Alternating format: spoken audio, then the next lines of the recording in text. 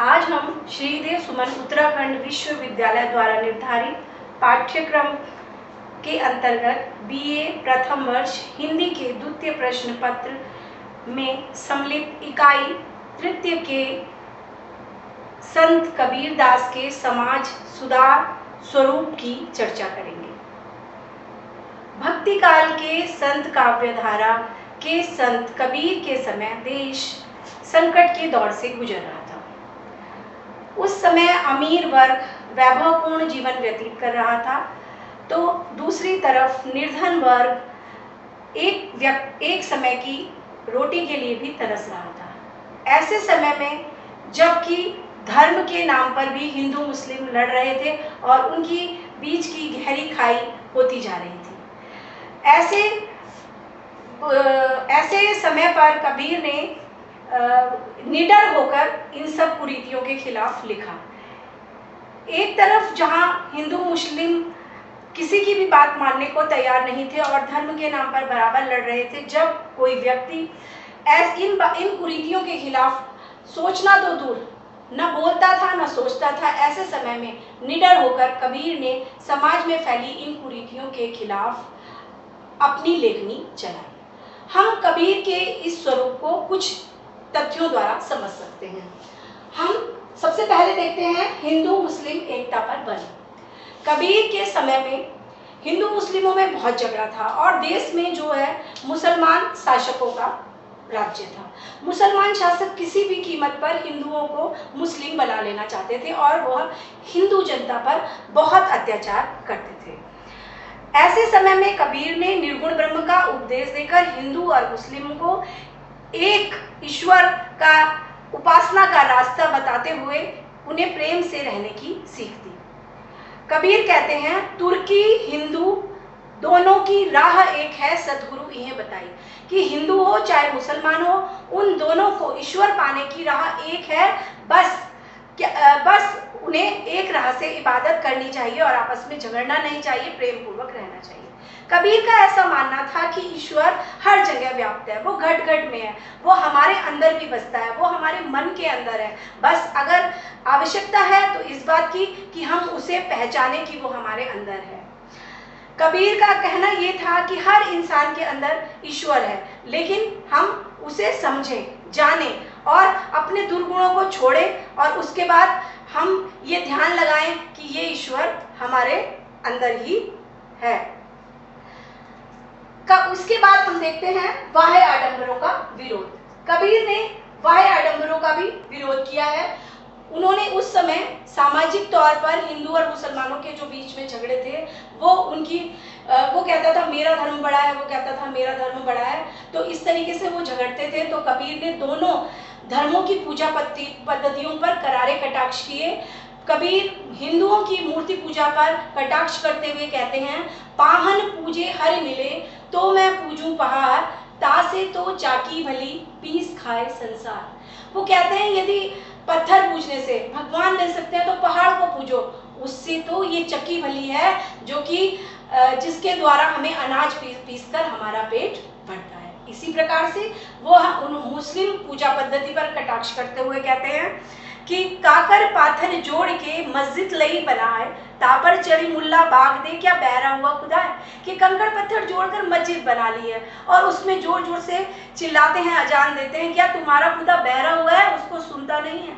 इस तरीके से तीखे व्यंग कर कबीर ने जो ये समाज के धर्म के ठेकेदार थे, इनको कहा कि ये जो तुमने पाखंड फैलाया है समाज में, इसको बंद करो और प्रेम पूर्वक रहना शुरू करो। अब हम देखते हैं हिंसा का विरोध।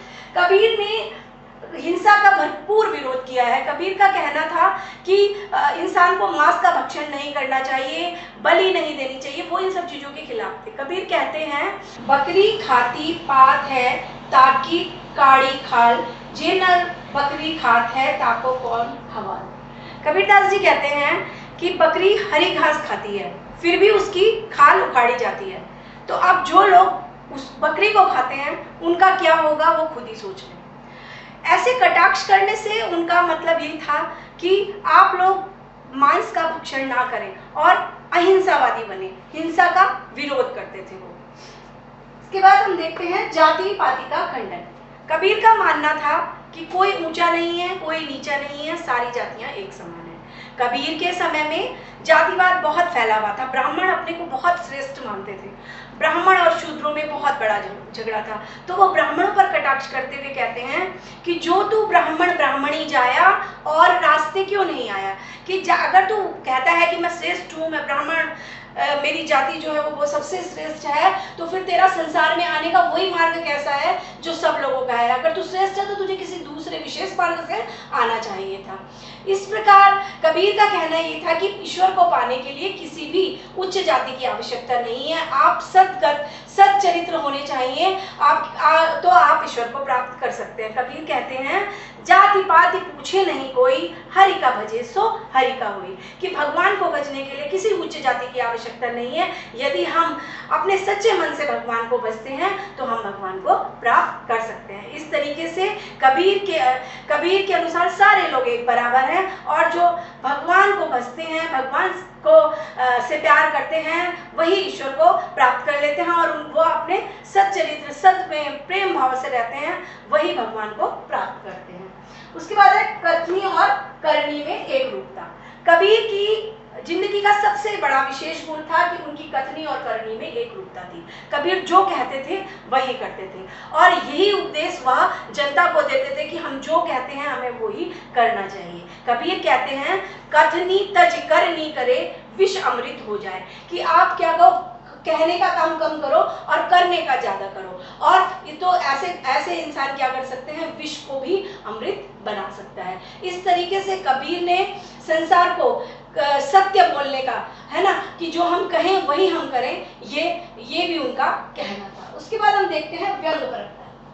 कबीर ने अपने उपदेशों में बहुत व्यंग के द्वारा समाज के ठेकेदारों, धर्म के ठेकेदारों के द्वारा जो कुरीतियां, पाखंड, सांप्रदायिकता फैलाई जा रही थी समाज में, उसको दूर करने का भरसक अथक प्रयास किया। कबीर ने कहा है कि माला फेरत जुग भया, गया न मन का फेर, कर का मन का डाल दे, मन का मन का फेर, कि माला फेरते फेरते तुम्हें युग बीत गए, लेकिन तुम्हारे मन के अंदर काम, क्रोध, मद, लोभ भरे पड़े हैं, और तुम जो है उनको तो निकाल नहीं रहे हो। तो इस तरीके से तुम्हारे माला जपने का कोई फायदा नहीं है, और तुमको ईश्वर प्राप्त नहीं हो सकता। इसी तरीके से कबीर कहते हैं दिन में रोजा रखत हो, रात हनत हो गाय, ये खून वो बंदगी, कैसी खुशी खुदा है, कि दिन में तो तुम रोजा रख रहे हो और रात को गाय को मारकर खा जाते हो। तो एक तरफ तो तुम खून करते हो, दूसरी तरफ तुम बंदगी करते हो, तो इसमें खुदा किस प्रकार खुश होता है, ये मुझे किसी तरीके से समझ में नहीं आता कि ये तुम किस तरीके से कर रहे हो। इस तरीके से उन्होंने कई व्यंगों के द्वारा इंसान को ये समझाने की कोशिश की है कि धर्म, जाति, इन सब चीजों से कुछ नहीं होता, इंसान को सदाचारी होनी चाहिए। उसके बाद हम देखते हैं सदाचार की शिक्षा। कबीर के अनुसार सत्य बोलना सबसे बड़ा धर्म था। हमारे जीवन में सदाचार का होना बहुत जरूरी था। हमें हमेशा अपने जीवन में सत्य बोलना चाहिए, क्योंकि सत्य को उन्होंने तप के बराबर बनाया। वो कहते हैं साज बराबर तप नहीं, झूठ बराबर पाप, जाके हृदय साच है ताके हृदय आप, कि जो सच बोलता है वो तप के बराबर होता है, और जो झूठ बोलता है वो पाप के बराबर होता है। जिसके हृदय में सच होता है उसके हृदय में ईश्वर विराजमान होता है। इसलिए वो कहते थे कि हमें हमेशा सच बोलना चाहिए। उसके बाद है प्रेम तत्व की प्रधानता। वो उन्होंने उस समय लोक में जितनी भी बुराइयां फैली थी उनको मिटाने के लिए उन्होंने प्रेम तत्व की प्रधानता पर बल दिया। उनका कहना था कि हमें एक दूसरे के साथ प्रेम से रहना चाहिए, घमंड नहीं करना चाहिए, एक दूसरे की बुराई नहीं करनी चाहिए, और एक दूसरे के साथ प्रेम पूर्वक रहना चाहिए।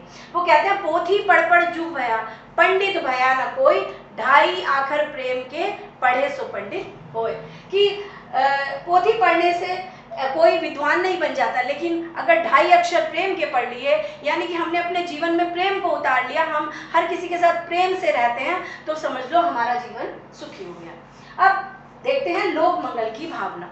कबीर का कहना था कि हमारे अंदर ये भावना होनी चाहिए कि सबका कल्याण हो, सर्वे भवन्तु सुखिनः। इसको चरितार्थ करते हैं कबीर के उपदेश, कि अब कबीर कहते हैं कि कबीरा खड़ा बाजार में, सबकी मांगे खैर, ना काहू से दोस्ती ना काहू से बैर, कि कबीरदास जी कहते हैं ना किसी से दोस्ती हो ना किसी से बैर हो, लेकिन सब इंसान एक दूसरे के साथ प्रेम पूर्वक रहें, सदाचार का आचरण करें, सत्य बोलें और एक दूसरे की भलाई मनाएं, सब प्रेम पूर्वक रहें। वो चाहते थे कि पूरे संसार में, पूरे लोक में उनके अंदर मंगल की भावना थी। कहने का मतलब ये है कि वो चाहते थे कि पूरा संसार मिलजुल कर प्रेम पूर्वक रहे। इस प्रकार से जो है कबीर ने ये भी कहा कि निर्धन लोगों को नहीं सताना चाहिए। कहते हैं निर्धन निर्बल को न सताइए जाकी मोटी हाय, कि कभी भी गरीब लोगों पर अत्याचार, निर्धन लोगों पर अत्याचार नहीं करना चाहिए। यदि उन्होंने तुम्हें श्राप दिया या यदि उन्होंने तुमने उनको परेशान किया और उनके मुंह से जो हाय निकली वो तुम्हारे लिए बहुत खतरनाक होगी, वो तुम्हें भस्म तक कर सकती है। इस प्रकार हम इस निष्कर्ष पर पहुंचते हैं कि कबीरदास जी ने समाज सुधार के लिए मुस्लिम हिंदू एकता पर बल दिया, बाह्य आडंबरों का विरोध, हिंसा का विरोध, जाति पाति का खंडन, कथनी और करनी में एकरूपता, व्यंग्यपरकता, सदाचार की शिक्षा, प्रेम तत्व की प्रधानता, लोक मंगल की भावना, इन सारे तथ्यों का समावेश करते हुए समाज को कुरीतियों से दूर करने के लिए निडर होकर एक समाज सुधारक के रूप में उपदेश दिया, जो कि आज के समय में भी बहुत प्रासंगिक सिद्ध होता है। आज के इस व्याख्यान द्वारा हमने कबीर के समाज सुधार स्वरूप को जाना।